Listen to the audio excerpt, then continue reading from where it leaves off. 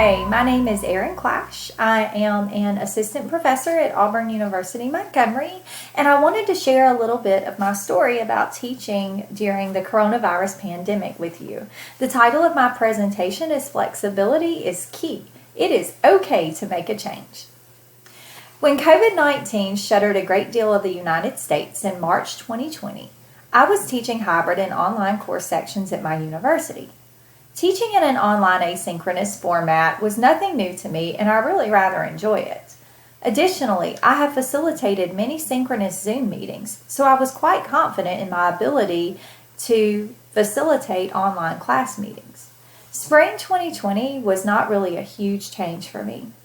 Previously, I had planned to take summer 2020 off, but I was keenly aware of the many changes my institution was making to provide a safe environment for faculty returning to teach face-to-face courses, to provide that same safe environment to students, and to recruit them and retain them and let them know that if they came to AUM that they would be safe and to be confident in their education. At this point, with some of the changes, my world was rocked. As a constructivist educator, I believe that my role in teaching pre-service teacher candidates is that of a facilitator. I provide a variety of active engagement activities in my courses, activities which rely upon group interactions, investigations, sharing of supplies, using a variety of manipulatives, all of those things that would be encompassed in a constructivist environment. I wondered how I could possibly facilitate all of this in a synchronous online environment while simultaneously teaching face-to-face class. How could I be my own IT person and provide both sets of students with a quality education that can be transferred to their own future students? How was I going to create a community within this very strange classroom setting in which I didn't even know who was coming and going to or from class? So I developed a plan, like all of us did, to address all of my concerns. The plan was that I would break my students into two groups, the ones that wanted to attend face-to-face and the ones that wanted to attend some variety of either hybrid or online. I planned to alternate days that groups would attend, so no one group would get the lesson first. I plan to teach the same lesson 2 days a week, face-to-face, and the other lesson that I would teach would be taught online. So we would have activities face-to-face and online. I would only live stream on the second day, which in my setting was a Wednesday. So the student could come on their day if they wanted to come, and if they could not come, then they would live stream in on the second day. Within 2 weeks of teaching this way, I knew how incredibly ineffective it was. Issues ran rampant with this type of instruction for me, and I saw no end in sight. For instance, I discovered that if I was more than approximately 4 feet away from the microphone, the students who were online could not hear what I was saying. They could not hear what other students in the class were saying, and if they could, it sounded like they were talking underwater. There was a significant lag time between the time I would ask for someone online for their perspective and the time I would get a response. Some people struggled to actually access the live stream feed, which was facilitated through our learning management system. Some students could not see documents when I would share screen.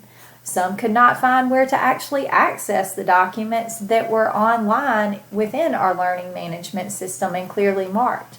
Small group discussions and activities were almost impossible to facilitate with online students and were extremely distracting to the face-to-face students that were actually in the class. The list goes on. Colleagues shared stories of how the internet would just go out during their instructional time. Online, you could read any number of stories and struggles from educators around the country that were struggling with their simulcast classes. I knew that I was not alone in my struggles. However, I felt so strongly that the implications on teacher candidates and their futures as educators was astronomical in a sense of urgency.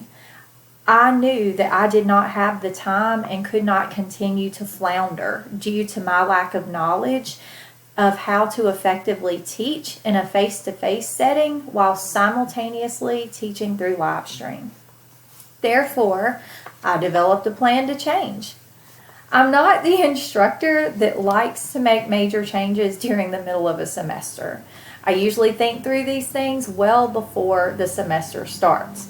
I usually stick it out, whatever it is, for the semester unless there is just some major reason to warrant a change. Occasionally, I will push an assignment due date back a few days if the situation warrants, but normally the course schedule is pretty solid, and I certainly do not change policies during the middle of a semester. Consistency is important. However, this situation I know is very unique. So I started investigating. I reviewed the policy again regarding teaching during the coronavirus pandemic for our institution. I reviewed the frequently asked questions on our university webpage. And what I learned is that I needed to provide access to the materials and to the information completed during a face-to-face course section. So this might not include simulcasting. When I read that, I felt a sense of hope. I felt a sense of hope that my face-to-face course could be salvaged. I felt a sense of hope that this floundering that I was doing for the first time in my career would go away. So with that, I decided to propose a new plan to my administration. Instead of live streaming and teaching face-to-face simultaneously, I would be willing to create pre-recorded screencasts which would facilitate activities for my students who chose not to come to a face-to-face setting.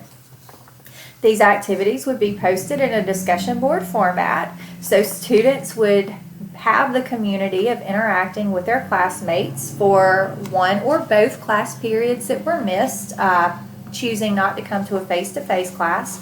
And they could complete the work by a weekly deadline so they would be on pace with the remainder of the class. I could offer feedback to students. I could formatively assess their progress. I could interact with them, and I could build those relationships with my students. My department head was on board. She did, however, suggest that I get student feedback and input, which I had planned to do anyway. So when I did this, feedback from my students, it was overwhelmingly positive. I had one student who kind of struggled with this idea, but everyone else, all of their responses indicated that they supported me teaching the course in a traditional face-to-face manner or an asynchronous online environment where they worked at their own pace within deadlines. Under university guidelines, since they had a choice to come to class or not, this was a way to address both of them. So doing this, conducting class in this manner did a few things for me. First, and my students actually, first it afforded me the opportunity to teach in an effective manner that was in accordance with my personal philosophy of teaching. This is one of the greatest struggles that I had during this, was trying to reconcile how I could teach in this manner and still be true to what I believe about teaching. Second, it afforded students the opportunity to choose to come to class or not, based on university guidelines. I was operating within policy and procedure. It afforded students pretty equivalent access to course content and activities. It just looked a little bit different. And it would also afford students a better experience, not having to deal with the technology concerns or distractions between trying to operate a class in a simultaneous face-to-face format while simultaneously live streaming. So a question is, was this more work for me? Well, yes and no. Kind of both. Yes, it's more work to create, upload, sequence activities, post them to our learning management system, go back in, review student work. Yes, it does take additional time to plan it and to implement it. However, in my case, I believe that it increases my effectiveness as an instructor, and it provides students with a better course experience. Because of those things, I was willing to do the work. So, This is my 12th year of teaching. I have 7 years of experience in the K-12 setting teaching elementary school, and I guess I'm in the middle of my 5th year of teaching higher education in that setting. This has been the greatest challenge of my teaching career. I have learned more from this than anything, I think. This has been quite the challenge. So more than ever, what I know is that flexibility is key to effective teaching during fall 2020 as a result of the coronavirus pandemic. I've learned that it is okay to make big changes to increase teaching effectiveness. In fact, when I announced the change after eliciting feedback from my students, one student blurted out that she was so thankful that I was making this change, and she thanked me for trying. So they are aware that I was trying to help them. Also, I feel like this is a great teachable moment for pre-service teacher candidates. Modeling this flexibility and change process is important to them because it demonstrates that we're all lifelong learners. Teaching my students the difference between being uncomfortable because something is new versus knowing that something is ineffective and a change is required, it was a great big aha moment for me. And again, it demonstrates that no matter how long we have been teaching, we're all lifelong learners and that we all still have very much to learn. So COVID-19 has further affirmed to me that flexibility is key in the classroom and that truly it is okay to make big changes to increase teaching effectiveness and better instructional practices. Thank you.